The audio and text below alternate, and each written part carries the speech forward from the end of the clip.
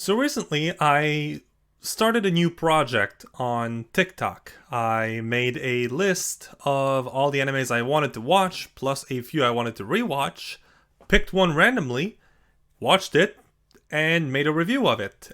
So I figured if I'm making this for TikTok, I might as well make a full review of it on YouTube with more details and more explanations, because a minute and a half, which is the time I set for that review, is not a lot, and you can't say a lot in a minute and a half.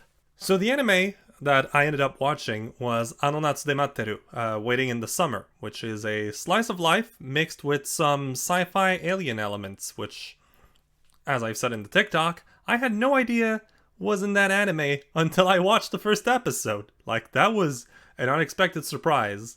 It's an anime from 2012. I don't remember what studio it's from. I'm gonna put that on the screen, because I'm too lazy to look it up right now. I don't know what I'm supposed to add here, so I'm just going to go straight into the review. The first point I touched was the story, which I expected this to be the typical slice of life story that you would expect from most of those simple anime. You know, the typical teenagers who don't want to waste a day of their youth, who want to do something productive with their summers to feel like they are having the most of their lives, of their youths. I don't have a better word for it. And instead, what I got was partly that, mixed with an alien who crash lands on Earth and ends up living among them.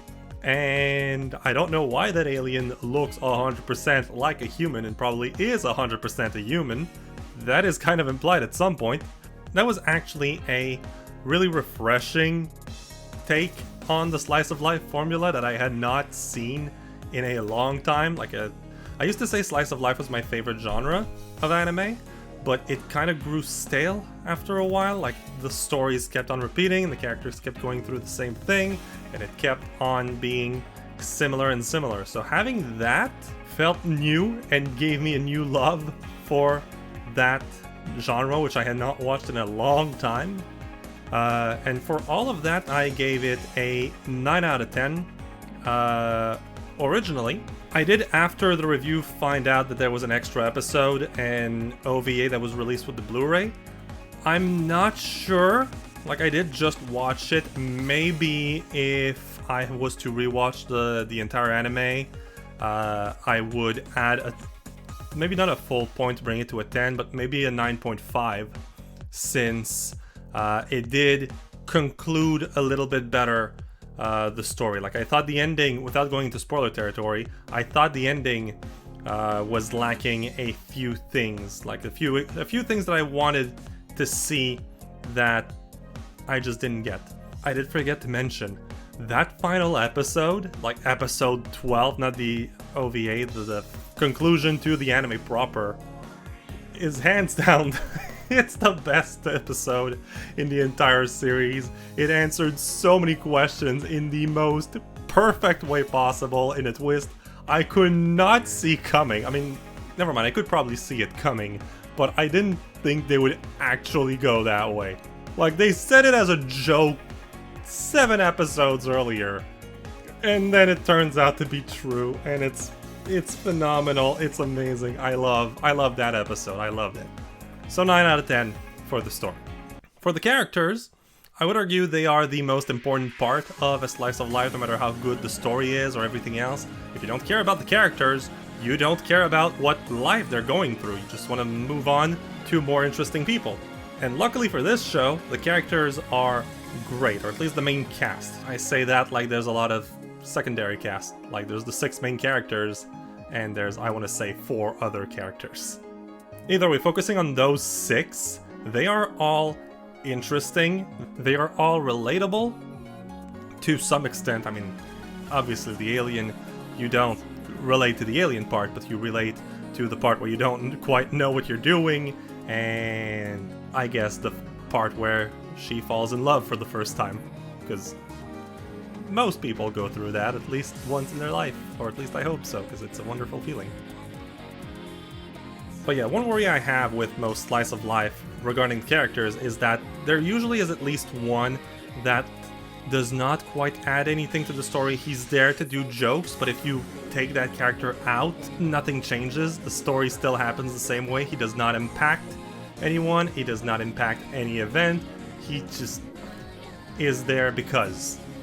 Unfortunately, all 6 of those main characters have a strong impact on the story. They all have a strong development. They are not the same person they were at episode 1 once you get to episode 12. They all grew in some way, shape, or form, and they all helped each other get to that growth, which is exactly what a slice of life needs to be, what it needs to do. It needs to show a growth. In an anime where the story doesn't always matter too much, if your characters are the same beginning to end and it's not 100% a comedy, it usually doesn't have that strong of an impact. And here it really does, which props for that. I gave them an 8 out of 10 at first. Having watched the OVA and getting the extra conclusion and the extra development for those 3 other characters, I did raise that up to a 9 again, just to match up with the story. Next after that was the animation, and I'm still not sure about what I gave there. I gave them a 7 for the animation. It's not bad. Definitely a 7 is adequate. It's a passing grade. It's good to watch, good to look at. But it does feel old. It feels dated a bit in the animation style. It's grainy, kind of, like it feels like an older anime. And I don't know, I only thought about this after, but maybe this is a Megalobox situation where Megalobox tried to make the show look older on purpose, since it was like the spiritual successor to Ashita no Joe. So they wanted to make it feel like the anime was made a long time ago. And since Natsu de Matteru happens, there's not exactly a date that they give. They use old cameras and stuff.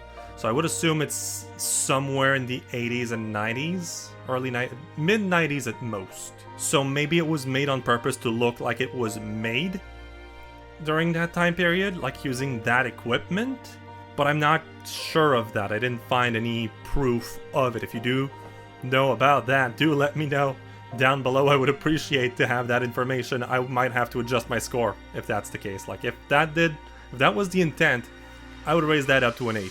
That did a great job.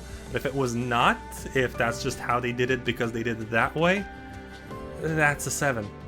After that is the music, and I was very generous here. I gave it a 7 passing grade, almost exclusively because of the opening sung by Rei and the ending by Yanaginagi, and one soundtrack that plays in at least one moment, maybe 2, I'm not sure, but definitely 1. Besides those, even having listened to the OST again on the side, it does the job. It's not bad, but I have a hard time remembering other tracks. Like nothing sticks out in my mind.